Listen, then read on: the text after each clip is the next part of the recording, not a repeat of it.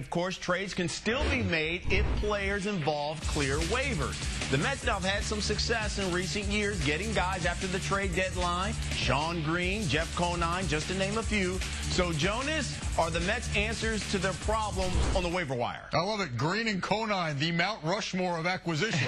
I mean, look, I think Raul Ibanez could come up again because I think the Mariners were crazy not to dump salary wherever they could and try and get anything they could get back for Ibanez and Washburn. But here's the problem. You know, Brandon, when you're in a three-team race in your division and there's another two teams competing for the wild card, there are so many teams out there in the National League ready to block any meaningful acquisition the Mets could make. Yeah. It's different than just competing with one team that may be hamstrung and afraid to be stuck with the salary. You got 4 or 5 teams you're dealing with. Yeah, it makes it dicey. And you know, if the Mets, and I don't think they are, but if the Mets are leaning on this period to fortify their team, they're in trouble. They missed the boat. The boat went through the harbor, and it's called Xavier Nady and Marte and some other guys that they could have gotten. They didn't. So obviously that tells me one of two things. A, you know, Omar and company didn't have many chips to give up, and I believe that's a big part of it. And B, they just couldn't strike a deal. I believe that was part of it as well. I think that the practical route is internally. And I don't mean really promoting guys for the minors. I mean